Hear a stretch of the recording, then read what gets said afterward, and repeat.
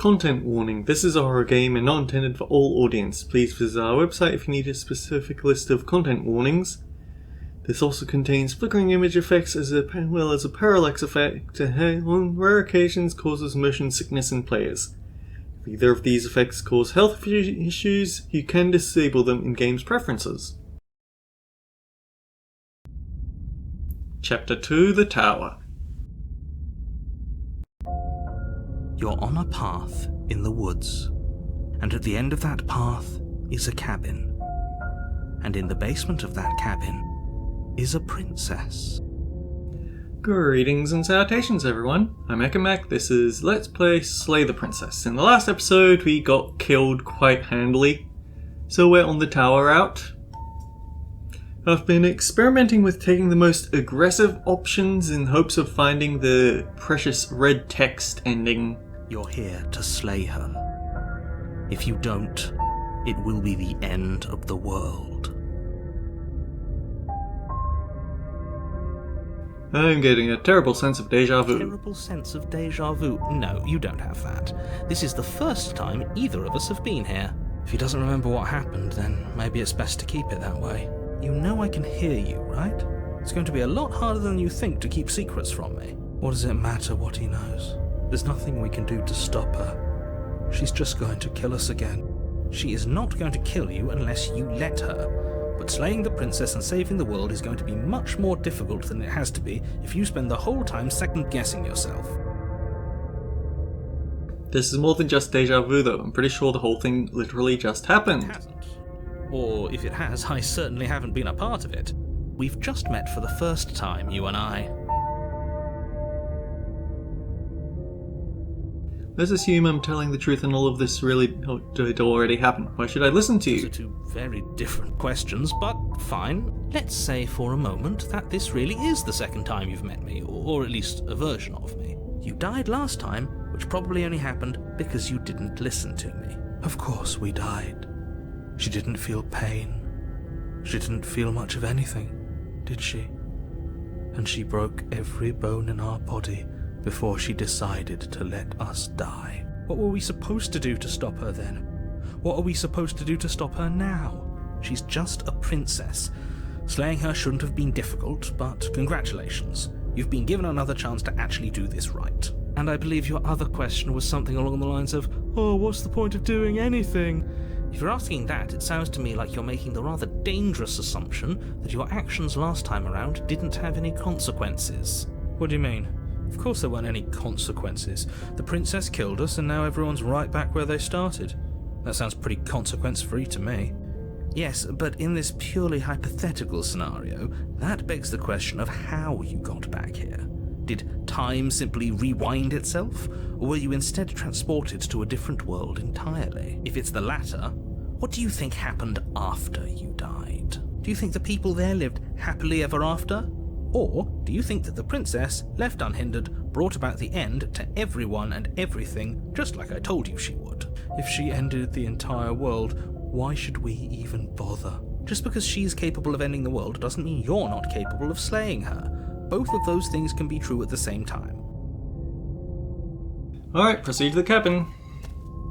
A warning before you go any further. She will lie, she will cheat, and she will do everything in her power to stop you from slaying her. We might as well just pledge ourselves to her and stop pretending we're capable of doing anything in this situation. Can we tone down the pessimism just a smidge? I'm not being a pessimist.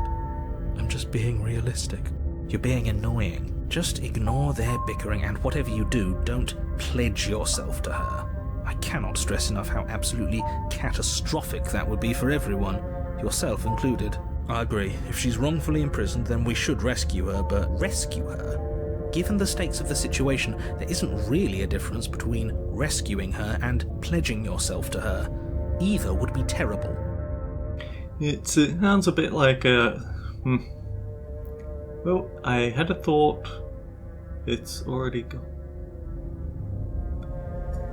Now I remember. I think that this might be the most time we spent dawdling outside the cabin in Chapter 2. Please try to ignore both of those knuckleheads and focus on saving the world. Proceed to the cabin. That's what you want.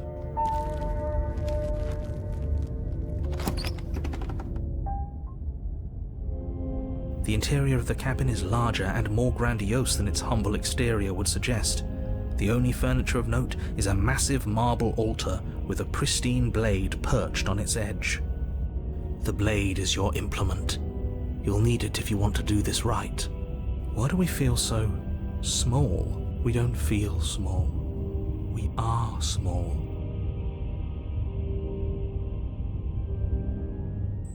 Approach the mirror. You walk up to the wall next to the basement door. It's a wall. There isn't much to see here. What are you talking about? This isn't a wall. It's a mirror. Or at least it'll be a mirror once we wipe off that layer of grime. Wipe the mirror. You reach forward and rub your hand against the cabin wall. I hope you know how ridiculous you look right now.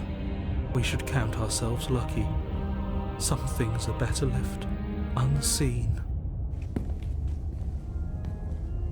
This whole cabin is different from last time. Maybe that's because you haven't actually been here. Into the basement. Blade this time. Yeah. Maybe she'll be more receptive if we're unarmed. Blade, no blade. It doesn't matter.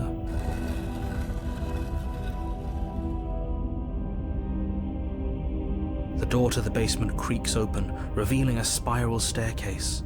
Its steps almost as deep as you are tall. This is actually kind of nice. It's still a stone basement. Her booming voice rolls up the stairs. Is that a guest I hear? Don't linger on the stairs. Come down and witness me. You weren't kidding when you said it was booming. You shouldn't have come down here unarmed. We need to get down there. Should we be worried about your sudden change in attitude? It doesn't matter what that little voice says. He's not the one making the decisions. Continue down the stairs. Making your way down the spiral staircase is a time-consuming and exhausting effort, every step requiring the princess towers over you, almost glowing in the weak starlight, her figure framed by a stained glass window. Her long hair billows around her, and a chain binds her wrist to the far wall. The chain is nothing to her. It might as well be a toy for all the good it would do. I told you it was pointless to resist her. The little bird has returned to me. I wonder what he wants. I see your hands are empty. You've already given up, haven't you? You aren't even going to try and kill me. How sweet. And more than a little disappointing. She's disappointed in us? Kneel. Okay, let's try not fighting her immediately. On her command, you fall to the floor, knees painfully connecting with hard stone.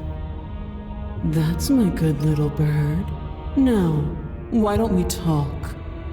The last time we met, you tried to kill me. And yet here you are again.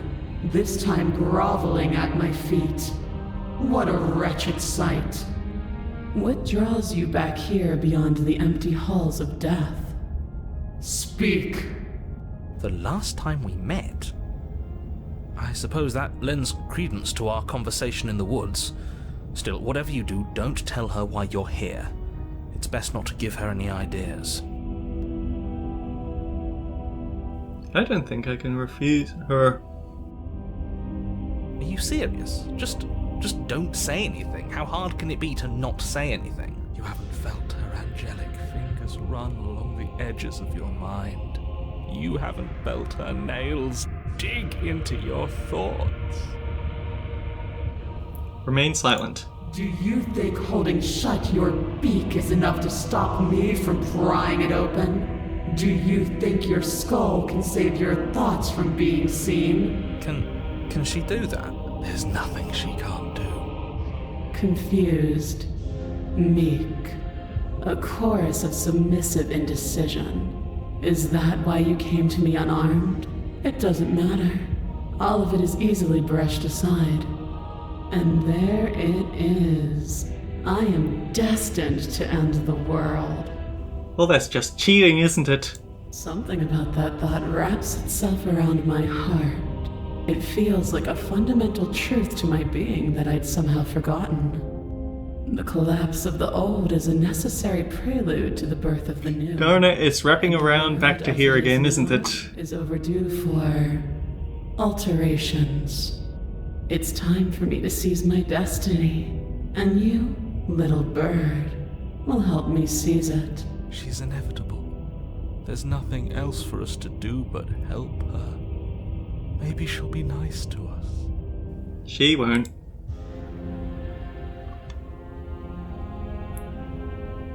What happened to you after I died? Know the limits of your privilege, little bird. There's an empty place at my side for you to fill, if you'll have it. But it is not a place for an equal. Just because you're supposed to end the world doesn't mean you actually have to do it. This isn't about desire. What would you have me do? What do you have planned? All you have to If you're powerful, why can't you break the chains yourself? It's not rude to question something. That's exactly why it's rude. I can. The story of the destruction and the song of you, and from your... Okay, we're gonna have to backtrack a little bit. How far do these autosaves go? They don't go far enough.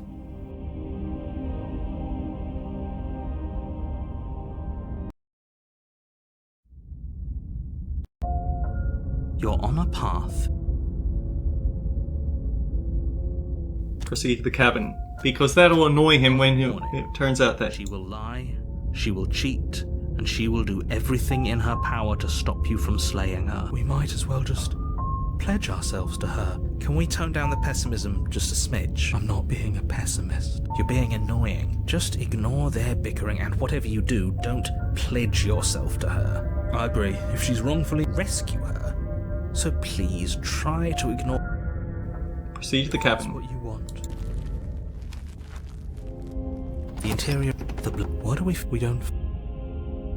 You didn't say anything about the mirror. That's because there isn't a mirror. There's definitely a mirror. There isn't. Who cares if there's a mirror? For the last time, you're not going to die unless you let it happen. Though, for what it's worth, if there were a mirror, I'm sure that you wouldn't find anything sad or miserable in it looking back at you. Probably. He knows. I care about whether I'm being lied to. As do I. I'm not lying to you. Take the blade. Take the blade from the altar. Approach the mirror. You walk up to the wall next to the basement door. It's real. Wipe the mirror. You reach forward and we should count ourselves lucky. Some things are better left unseen. The door to the basement creaks open, revealing a spiral staircase. This is actually kind of nice. It's still a stone basement. Her booming voice rolls up the stairs. Is that a guest I hear? You weren't kidding when you said it was booming. She wasn't like this last time. We need to get down there. Should we be worried about your sudden change in attitude? It doesn't matter what that little voice says. Continue down the stairs.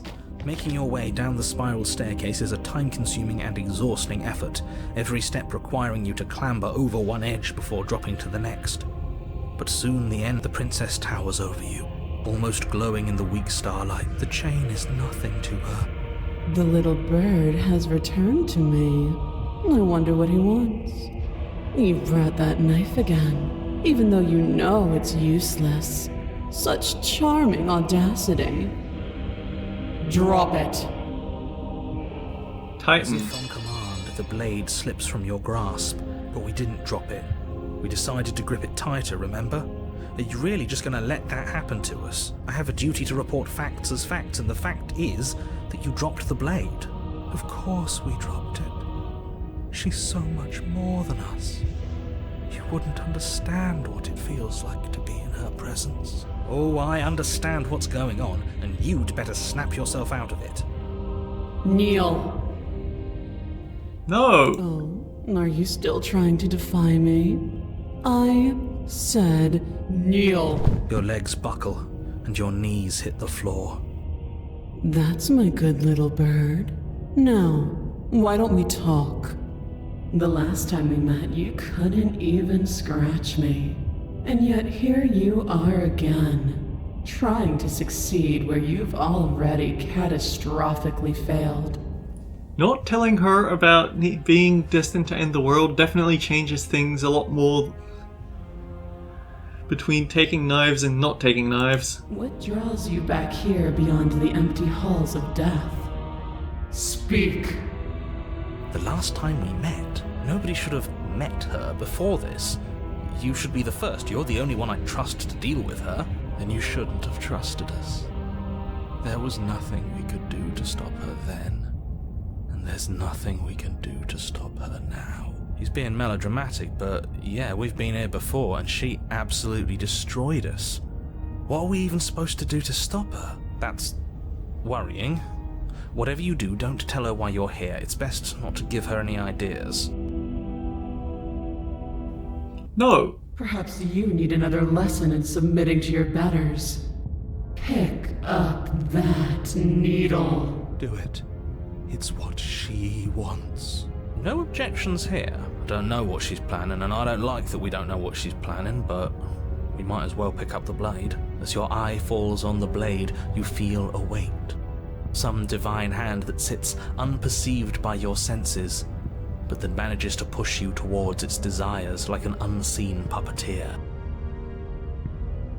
What are you going to try and make me do with it? I'm gonna kill you. You're not kidding about that divine hand. Who's doing this? No! Pick up the blade. Reach forward and grasp the blade.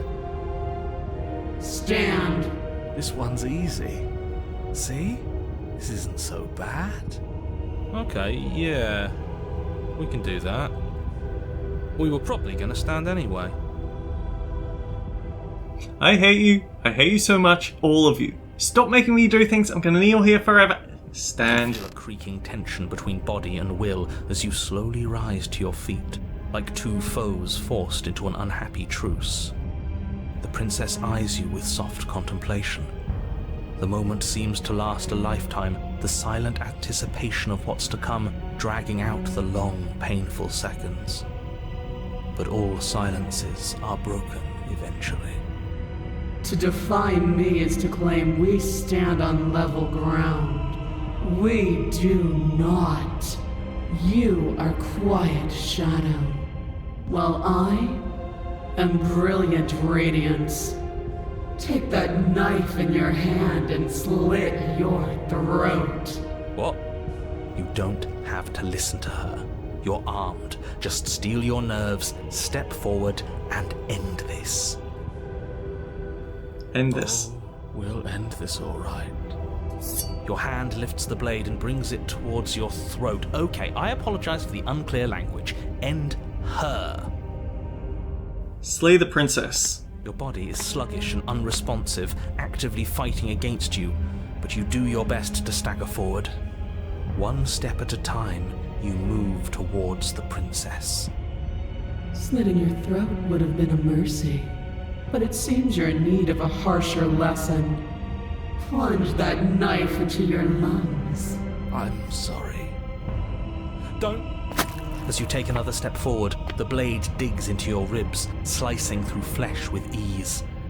It somehow feels like an entirely natural thing to do, while the simple act of walking has become an arduous impossibility.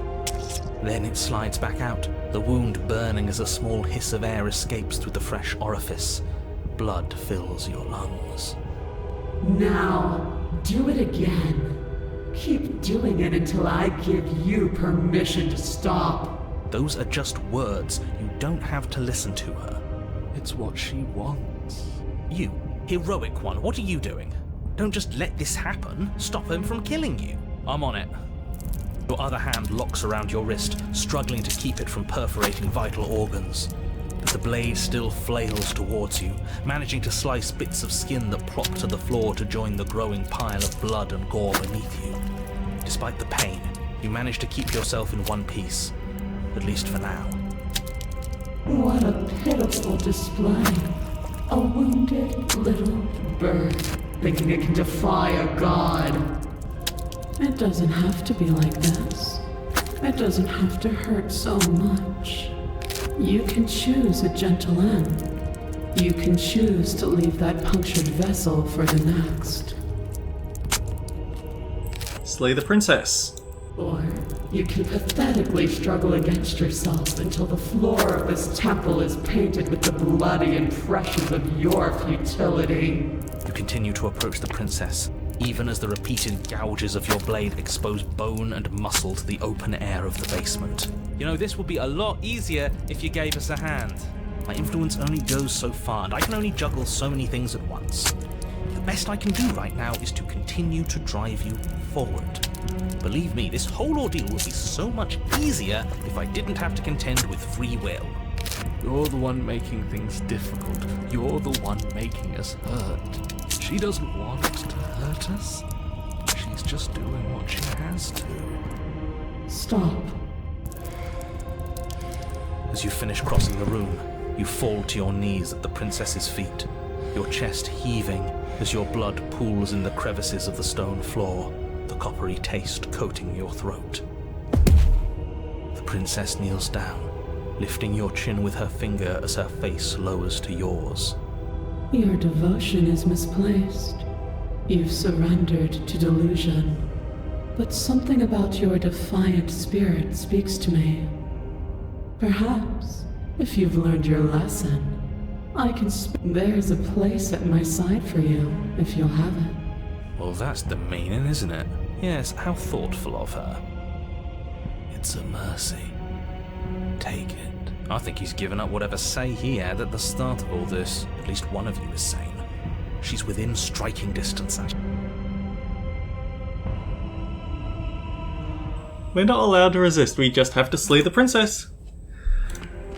Yes, though your body trembles, struggling to defend itself in the face of the princess's overwhelming will, you finally manage to break through, darting to her side before she can react. I don't think we'd be able to get a red text ending from apathesis, so we have to do it like this. The wind of your freedom rushes through you, and you channel it into a decisive blow, stabbing into the soft flesh of her ankle and severing the tendons in an act of unyielding defiance. She falls to the floor, crashing unceremoniously to her knees. But you don't give her any time to recover. Your heart pounding with determination, you plunge your blade into her chest. As you find your target again and again, she laughs, crude emotion breaking through her once stony composure as your blade cuts her flesh.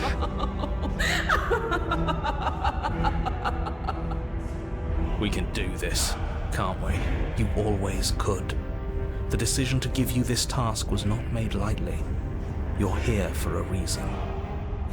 It's not too late to pick up the pieces. It's not too late to toss that blade aside and beg for forgiveness. Shut up. I can't believe you would actually strike me. You heathen! You worm! You defiler! You don't know the consequences of your arrogance! Before you can strike the final blow, the princess lashes out, knocking you off your feet. There's an unsettling wet pop as your spine breaks, numbness and pain spreading through your body. As you rebound towards the ceiling in a moment of disorientated lightness, she drives her fist into your chest. Your body is crushed as she pulverizes you into the floor, the ground itself breaking from the impact. You lie there, broken, beyond pain, unable to even see what she's done to you. But the princess is succumbing to her own wounds as well. She looks down upon her body in abject horror and disgust. You made me use my hands. I can feel myself twisting into something new, something dull, something defiled. What have you done to me? You're monsters and conspirators. I can't bear to watch this. The princess has been nothing but cruel to you. You should feel liberated by her fall. But I don't feel liberated. I feel empty. Aside from the pain, I feel fine. She collapses to the floor. Her glassy eyes watch, unblinking, yet somehow still full of anguish and fear, as the two of you perish together. I suppose we were never going to get a happy ending here, were we? Don't let those be your final thoughts. You saved the world. That's worth something. I guess. Regardless of how you feel about it, it's finally over. Thank you. Everything goes dark, and you die. Chapter 3, The Fury.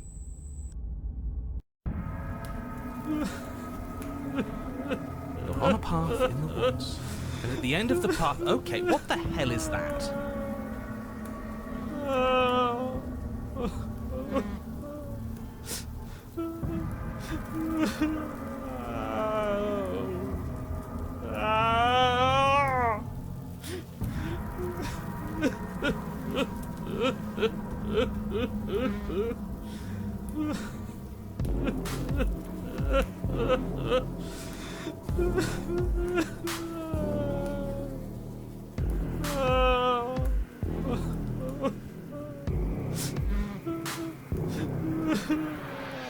Are you going to be much longer? I want to look at the page. I'll just assume that it's going to be looping. Oh, it's actually not vocals, but I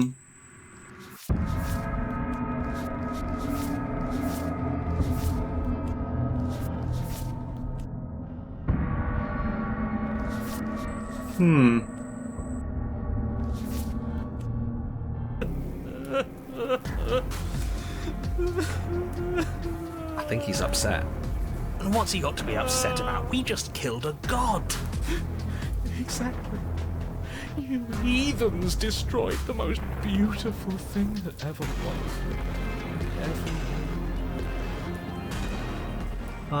where can I chuck down a safety save?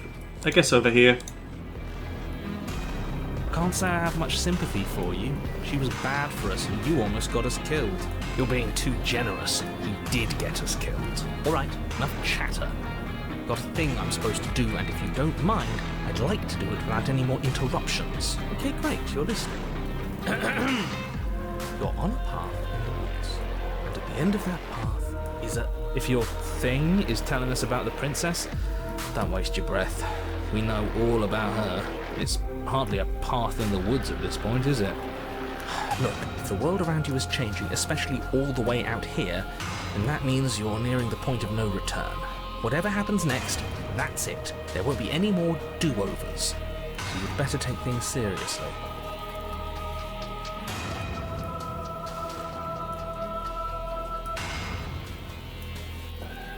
Can I just buy and turn around and leave? You have already committed to my completion.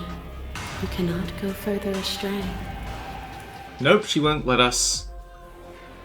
No matter what happens, it seems like our answers are at the cabin. Might as well see it through. Good, we're all on the same page.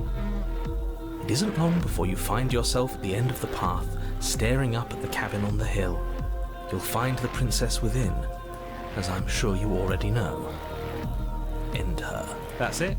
No final words of advice? I'd rather not waste any more time. I'm sure that any advice I'd give at this point is something you've already heard. If there's still a princess at the cabin, maybe we can salvage things. Oh, cut it out, will you? We need to be tough right now. You're making it so much harder than it has to be, so stop whining. Proceed into the cabin. The interior of the cabin is a place that feels long forgotten. There was once an elegance to its construction, carved marble columns holding a high arched roof, vaulted windows letting in the weak starlight. But that is how it was. Now there is a growth that has overtaken it. A viscous fluid seeps from cracks in the stone walls, and it congeals into chaotic streaks of writhing nerves and wet clumps of living meat. That's horrible. You did this. The only furniture of note is a pulsating pedestal, a pristine blade perched on its edge. The blade is your implement. You'll need it if you want to do this right. Here's that mirror again. This time it's blocking the door. A mirror? There is no mirror. We've done this already. Try to keep up. The repetition is maddening. I don't know what to tell you. There isn't a mirror because I would know if there was a mirror.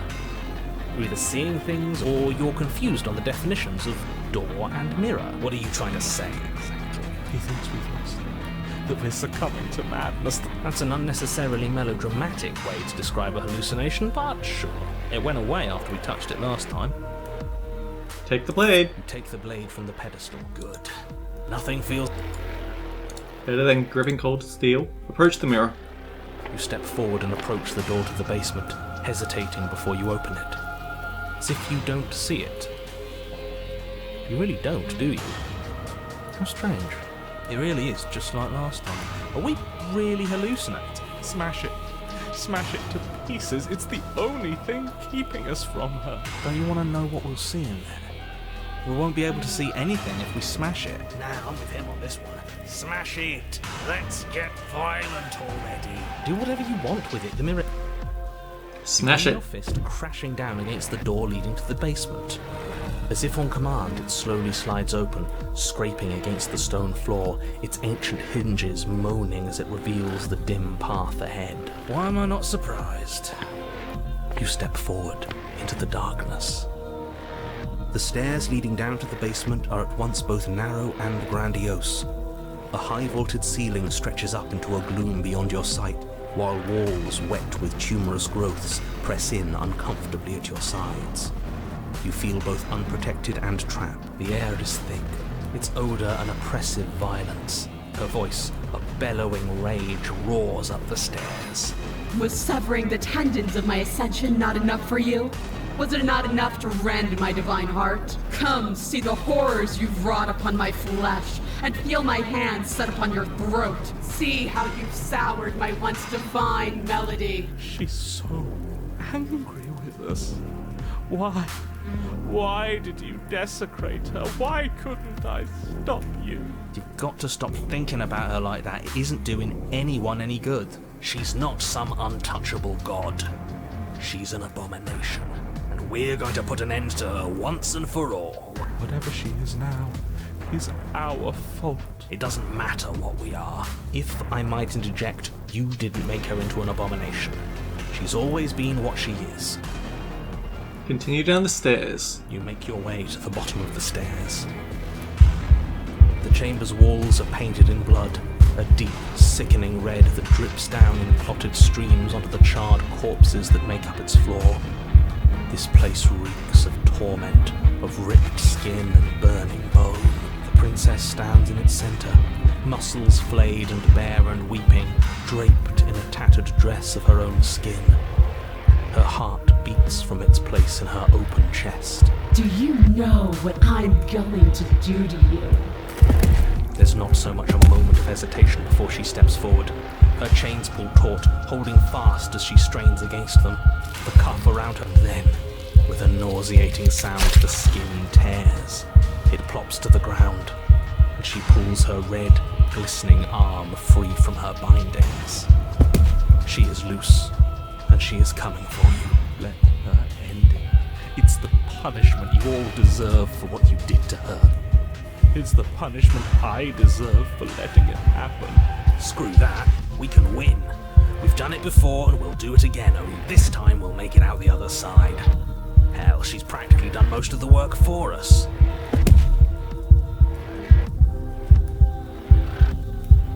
Slay the princess. Your heart free of fear, you charge towards the princess, your eyes locked on each other, both of you prepared to lay down your very essence in one blow. It's now or never. Let's make it a beautiful blaze of glory. With a horrifying squelch, you are unwound. No, that's our stuff. She can't just do that. She just did. Unfortunate, I know, but reality is reality. You should all just be grateful she's decided to keep us alive. We're not out for the count just yet. This is no time for words. Step forward and engage your enemy. Skin flayed and organs flapping, you charge towards the princess. That's right. She'll never stop us. I want another glimpse at this one, actually.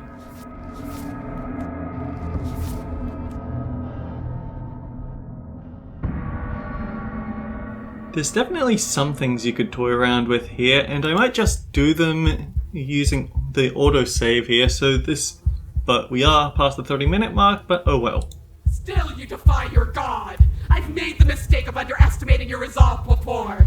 Never again! You swing for her heart. What's left of you explodes. So that's it. It's over. Just like that. Of course it's over. It's been over since the very first moment we laid eyes on her. This is the final note of your discordant melody. You will not return again. because you will live in that single tone forever. No! No! It's not over! We're a god killer! We've returned from death itself twice! Didn't you hear her? We're not dead. What's the difference? From many perspectives, there isn't one. But functionally, that is, from your perspective, the difference is massive. You are entirely laid bare, spread to each corner of the room, yet you are wholly aware of the state you're in. Incapable of movement, but entirely capable of perception. In fact, perceiving your state is the only thing you can currently do. You are preserved, perfectly, in the amber of her torment. We're more than this. We've lost bodies before. We just have to lose this one and make another. Shed this vessel for the next. Absolutely not. I refuse to let you just decide to die with your task unfinished. If you die here, the world is doomed. But you do die. There's a great release as you lose your grip on what's left of your flesh and blood. And yet, you are still here. Your Honor, where the hell are you? Are you already at the Princess? This place is different. Rotten. Death all around us. I want to go back. So you've returned already, and I remain here. Is this our final destination? The Princess tilts her head to look at you, and with a gesture, you are unwound. I get the feeling we're going to be picking up and dropping that knife a lot. Again? Already? Clearly I left you with too much room last time. Perhaps this cell will hold you better. You know what to do. Again. Die again. Again you relinquish your body. Again you find yourself here, but somewhere else. Honor, she's gorgeous. Absolutely divine. You, guy who describes things, you better start saying what we do this time. And what are you doing? Attacking her, obviously. Right. You charge towards the Princess and... There is no spark in you, only matter devoid of life. you explode. Again. And again. You let yourself go and you're living once more.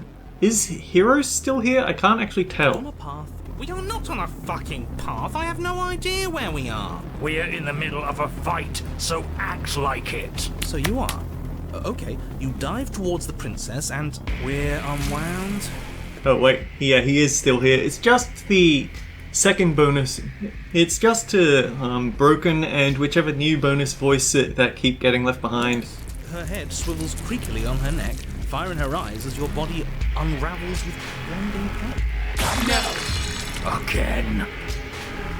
Again! You have no body. You exist. You are reborn.